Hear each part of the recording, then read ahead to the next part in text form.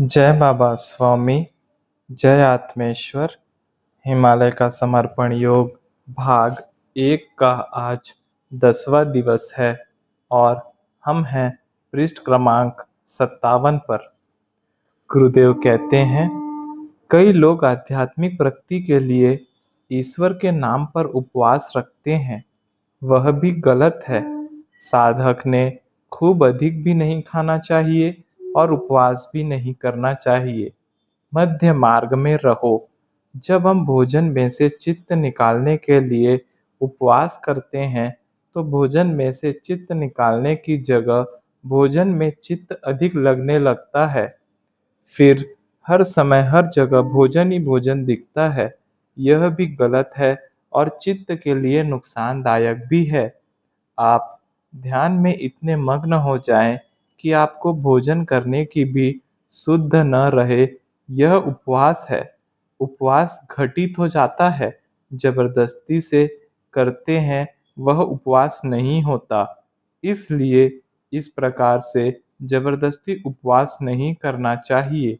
स्वाभाविक रूप से हो जाए तो ठीक है। भोजन शरीर की एक आवश्यकता है। जिस प्रकार से भोजन शरीर की आवश्यकता है, ठीक उसी प्रकार से काम तृप्ति भी शरीर की आवश्यकता है। काम वासना का दमन नहीं करना चाहिए। ब्रह्मचर्य का अर्थ वीर्य नियंत्रण से लगाया जाता है।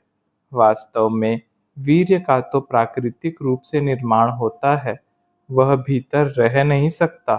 अति होने पर बाहर किसी न किसी रूप में आ ही जाएगा।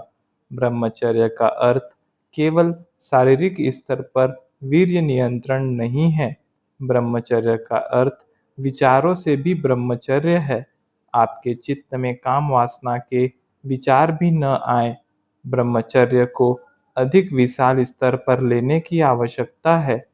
वीर्य को पुरुषों का मासिक स्राव कह सकते हैं। जैसे स्त्रियों को मासिक स्राव होता है, वैसे ही यह एक स्वाभाविक स्राव है और उसे अस्वाभाविक रूप से दबाना ठीक नहीं है। नहीं तो वह विकृति को जन्म दे सकता है। कुछ साधक वीर्य नियंत्रण को युद्ध स्तर पर लेते हैं। कई लोग उसके लिए गांजा का सहारा लेते हैं और उसे दबाने का प्रयास करते हैं। कई जड़ी बूटियां खाते हैं। यह सब शारीरिक स्तर पर करने की आवश्यकता ही नहीं है। काम वासना में स्त्री समाधान को प्राप्त कर सकती है, पुरुष नहीं। यह दोनों की शारीरिक बनावट के कारण होता है। कुछ वर्षों के बाद स्त्री काम वासना से मुक्त हो जाती है, पर पुरुष कब्र में पैर डाले हुए हो तो भी काम वासना से मुक्त नहीं हो पाता है। इसीलिए इससे मुक्ति पुरुष की तुलना में स्त्री के लिए अधिक आसान होती है। यह होना चाहिए, शारीरिक जबरदस्ती से नहीं होना चाहिए। मेरी सुबह कब होती थी और शाम कब होती थी, इसका मुझे जंगल में पता ही नहीं चलता था। मुझे यहाँ पर आए कितने दिन हो गए थे क्या मालूम। मैं यहाँ आते समय एक छोटा कैलेंडर साथ में लाया था और रोज नियम से सूर्योदय होने पर उस दिन की तारीख को काट देता था। ऐसा काफी दिनों तक चला, लेकिन बीच में जो बड़ी गुफा में गुरुदेव के साथ गया था, वहां से कुछ हिसाब गड़बड़ हो गया। ऐसा लगता था कुछ अधिक दिन ही बीत गए हैं, ऐसा प्रतीत हो रहा था। अब अंधेरे का डर, जंगल में जानवरों का डर, इसी जंगल में रह जाने का डर, मर जाने का डर समाप्त हो गया था। अब घंटों मैं उस जलप्रपात को गिरते हुए देखता था। कई बार काफी दिनों तक गुरुदेव ध्यान में ही होते थे। मैं गुफा की साफ सफाई करता, लकड़ियां तोड़कर इकट्ठा करना, फल तोड़कर रखना, आसपास के परिसर को स्वच्छ रखना, अग्नि सदैव प्रज्वलित रखना, ये कार्य करता। अग्नि का साथ मेरा पक्का साथ था। कई पशु पक्षी भी मेरे मित्र हो गए थे, जो मुझे मिलने नियमित रूप से आते थे। मैं उनसे बातें करता रहता था। वे उनकी भाषा में बातें करते थे, मैं उनकी भाषा को समझना चाहता था और उनकी आवाज़ों की भाषा को समझने का प्रयास करता था। मैं उनके आभामंडल का अध्ययन करता था। उनका आभामंडल सदैव स्वाभाविक ही रहता था। वे विचार नहीं करते थे, पर एक निश्चित समय पर उनसे निश्चित क्रियाएं होती थी, पर वे भी निर्विचारता में। वे सदैव निर्विचार स्थिति में ही होते थे। मैंने वहां पर अपना मन लगा लिया था। अब वहीं पर मुझे अच्छा लगने लग गया। उसी वातावरण में मैं रम गया था। अब वहाँ के खाने की भी आदत हो गई थी। खाना नियमित रूप से नहीं होता था। जब भूख लगी तो कुछ खा लिया, लेकिन भूख ही बहुत कम लगती थी। ऐसा क्यों होता था, पता नहीं। पीने के लिए अच्छा स्वच्छ पानी होता था। मेरे पास पहनने के लिए एक लुंगी थी। वही कभी चादर की तरह बिछाता था, कभी कंबल के समान ओढ़ता था, कभी तौलिए के समान उसी से बदन पोंछता था। एक कुर्ता भी था, एक झोला भी साथ में लाया था, एक टॉर्च लाया था, पर उसके सेल खत्म हो गए थे। एक सफेद धोती थी, उसकी पत्तियां बनाकर लंगोट जैसा लगा लेता था। एक नाड़ा था जो कमर को बांधा हुआ था, उसी के सहारे उस कपड़े की लंगोट बनाकर रहता था। बाकी कपड़े झोले में थे, पहनता नहीं था। सामान के नाम पर अधिक कुछ नहीं था। दाढ़ी मूंछ और बाल बहुत बढ़ गए थे। जूते थे, पर वे पहनता नहीं था, ऐसे ही पड़े थे। जूते से पैर फिसलने का डर था। एक छोटा कैलेंडर था, उस पर तारीख रोज सुबह काटता था। बाद में पेन की स्याही खत्म हो गई तो उस तारीख को पेन से छेद करता था। एक छोटा सा चाकू था, जिससे नाखून थोड़ा काट कर बाद में उखाड़ता था। राख से दांतों का मंजन करता था। नहाने के लिए एक साबुन लाया था, वह कब का खत्म हो गया था। झाड़ के पत्तों से ही साबुन जैसे घिसता था और नहाता था। नहाना भी नियमित नहीं था। कई दिनों से किसी मनुष्य को देखा ही नहीं था। गुरुदेव के अलावा किसी को देखा ही नहीं था, इसीलिए पूरा ध्यान उन्हीं पर होता था। उनकी छोटी छोटी बातों पर, उनकी छोटी से छोटी गतिविधि पर ध्यान रहता था। उनमें जबरदस्त आकर्षण शक्ति थी और दूसरा कोई था ही नहीं। इसीलिए देखने के लिए केवल और केवल वही थे। वे थोड़े गंभीर स्वभाव के ही थे। उनको हंसते हुए मैंने कभी नहीं देखा था। फिर चेहरा सौम्य था, आकर्षक था। लकड़ी की आवश्यकता थी ऐसा प्रतीत नहीं होता था, पर लकड़ी की उन्हें आदत थी। वे सदैव लकड़ी लेकर ही चलते थे। कभी कभी वे शून्य में देखते थे, मानो भविष्य में झांक रहे हो।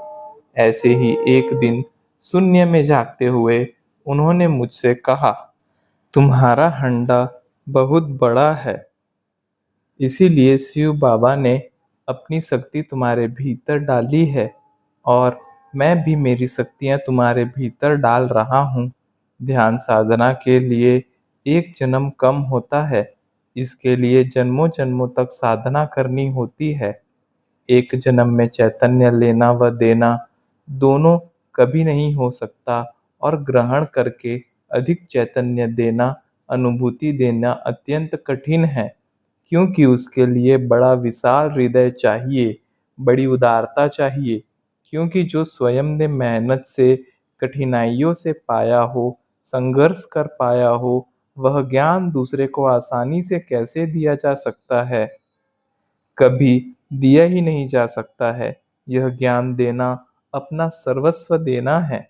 यह दुनिया में केवल माँ ही दे सकती है।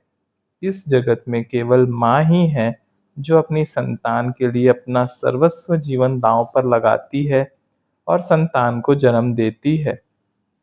तुम माँ हो, तुम्हारे भीतर माँ का हृदय है, तुम्हारे भीतर अपना सर्वस्व देने की क्षमता है। तुम अपना सर्वस्व किसी को दे सकते हो। तुम किसी को नया जीवन दे सकते हो। तुम किसी को नया जन्म दे सकते हो। तुम माँ बन सकते हो।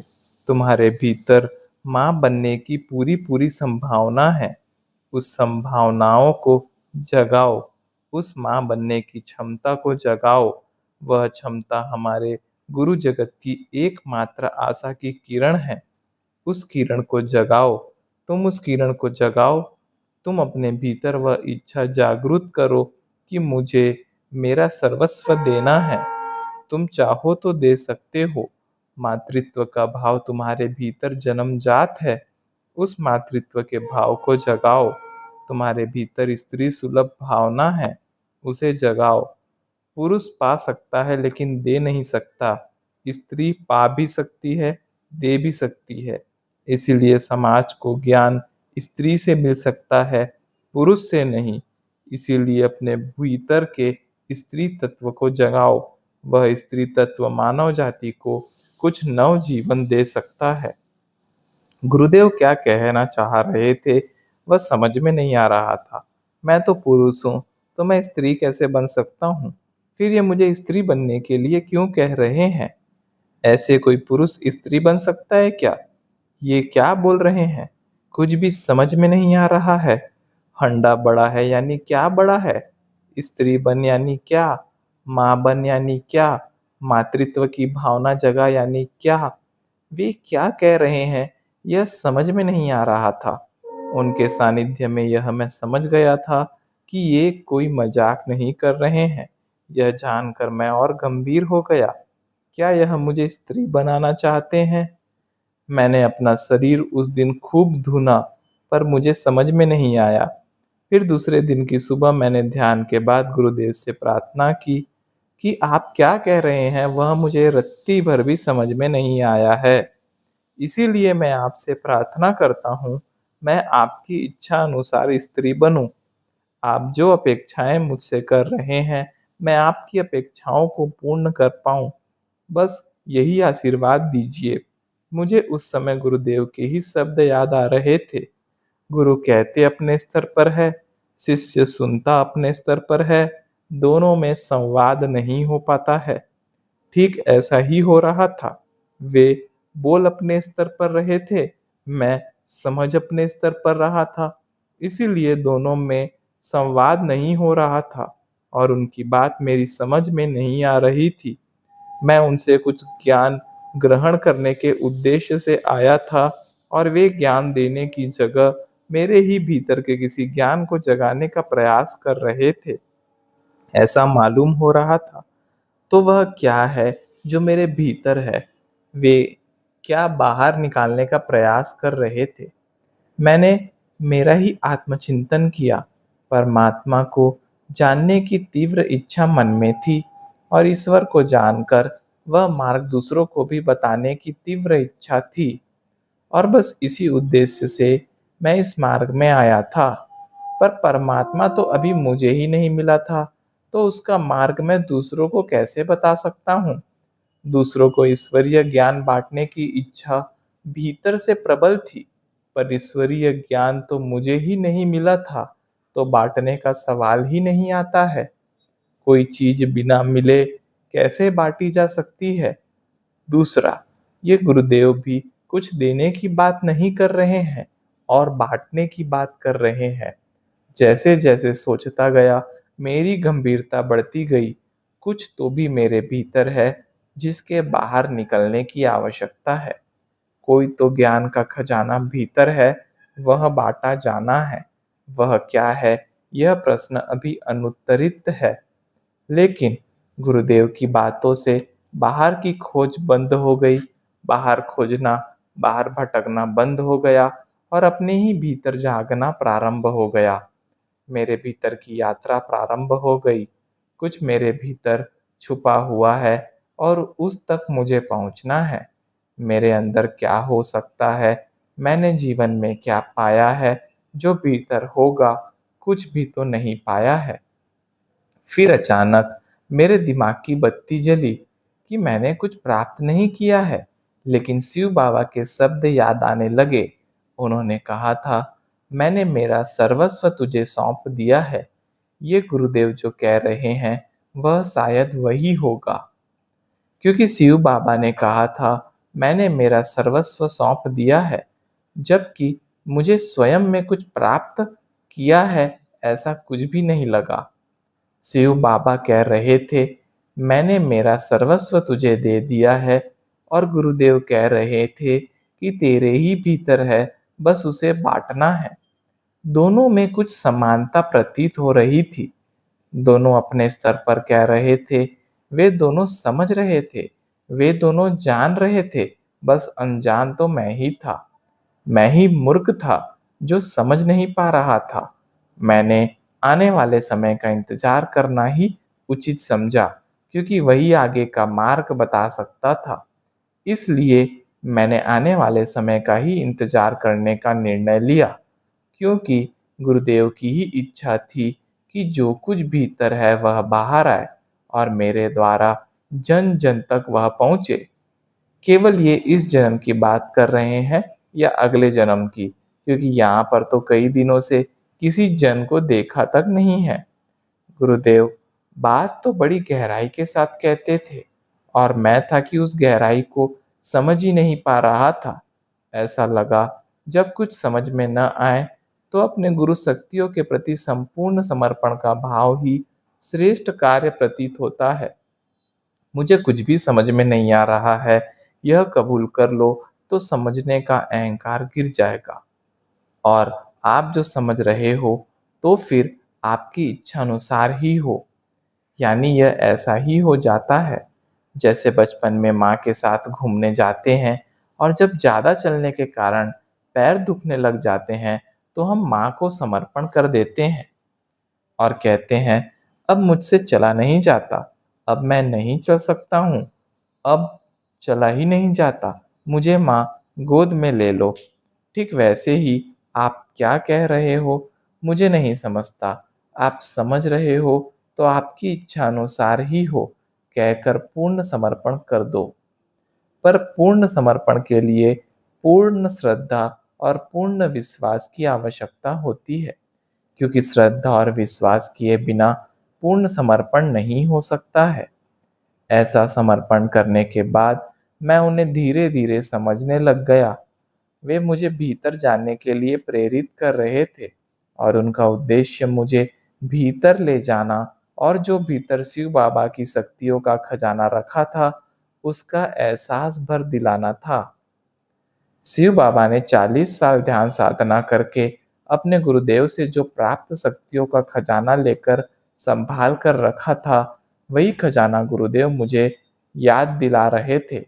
वह शक्ति संग्रह है, और शक्तियाँ संग्रहित केवल बांटने के लिए की जाती हैं। गुरु तत्व सदैव प्रकृति में जाकर प्रकृति से समरसता स्थापित करता है, और प्रकृति से ग्रहित अनुभूति का सुप्त भीतरी ज्ञान सजीव ज्ञान ग्रहण करता है, और इस प्रकृति के बहुमूल्य खजाने को अपने बांटने के स्वभाव के कारण जन सामान्य तक बांटता है। इस बांटने के स्वभाव के कारण ही प्रकृति की शक्तियां इनके पास खींची चली आती हैं। अचानक मुझे गुरुदेव के शब्द याद आए, तुम्हारे देने की क्षमता पर ही तुम्हें परमात्मा से प्राप्त होता है। सचमुच प्रकृति की तरफ देखो तो प्रकृति सबको देती ही रहती है।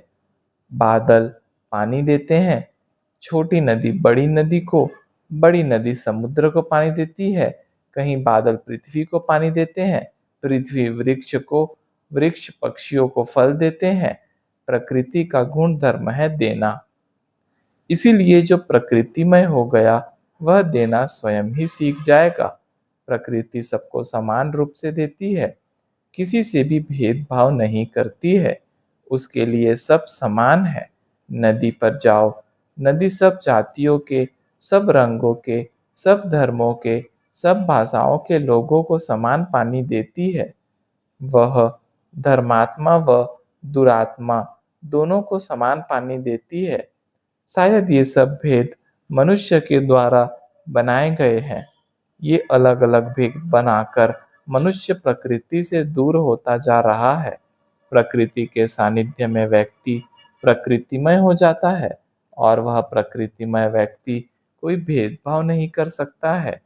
ध्यान करने वाले भी प्रकृति के साथ रहते रहते प्रकृति के समान हो जाते हैं और वे भी सभी असमानताओं के रूप की सोच रखते हैं या स्वयं ही यह प्रक्रिया घटित हो जाती है। जय बाबा स्वामी, जय आत्मेश्वर।